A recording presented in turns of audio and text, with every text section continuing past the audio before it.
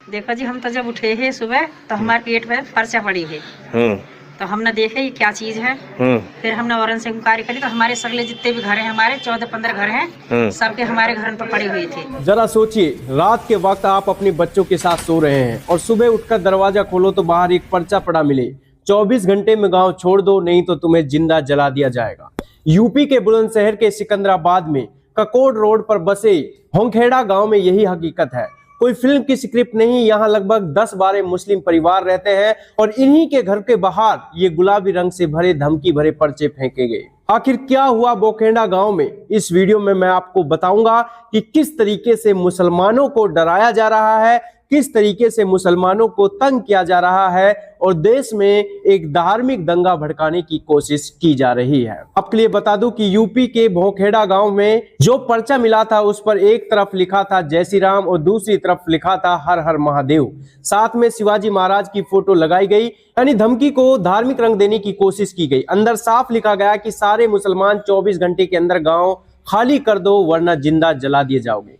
पर्चे के नीचे अपने को कट्टर सनातनी विक्रम लिखने वाले का नाम का भी जिक्र है, यानी जैसे इस पूरी नफरती धमकी पर उसे गर्व हो। सोचिए, सिर्फ 10-12 परिवार जो दशकों से वहीं रह रहे हैं, अपनी रोजी रोटी बच्चों की पढ़ाई सब कुछ वहीं से जुड़ा है और एक रात में कोई आता है और पूरा अस्तित्व खतरे में डाल दिया जाता है। तो एक तरफ योगी आदित्यनाथ की कानून व्यवस्था वाली ब्रांडिंग, अपराधी नहीं बचेंगे बुलडोजर चलेगा, और दूसरी तरफ जमीनी हकीकत यह है होखेड़ा जैसे गांव में मुसलमान परिवार अपने ही घर के बाहर खड़े होकर सोच रहे हैं कि अगली रात यहां सो भी पाएंगे या नहीं।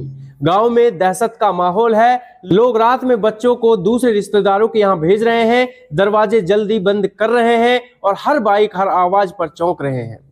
महिलाएं बुजुर्ग सोच रहे हैं कि अगर कल वाकई हमला हो गया तो आखिर भागेंगे कहां।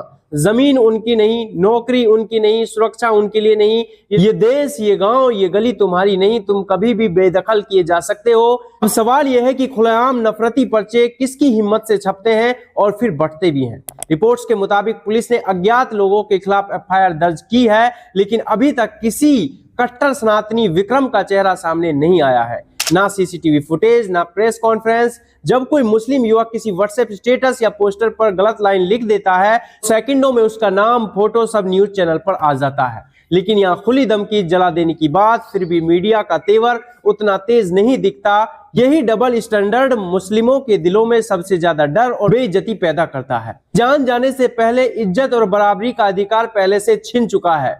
अब बड़ा सवाल यह है कि ये देश किसका है। दोस्तों, ये वीडियो किसी धर्म के खिलाफ नहीं है, बल्कि नफरत के उस नैरेटिव के खिलाफ है जो ये कहता है कि मुसलमान यहाँ मेहमान हैं, जब चाहे निकाल दो। बोखेड़ा के 10-12 परिवार भी उसी संविधान के नागरिक हैं जो बाकी 140 करोड़ लोगों को अधिकार देता है रहने का, बोलने का, इबादत का और बराबरी का। अगर भोखेड़ा गांव में पर्चा फेंक कर कहा जा सकता है कि 24 घंटे में निकलो, तो कल किसी और गांव में भी किसी और अल्पसंख्यक या दलित समुदाय के साथ भी किया जा सकता है।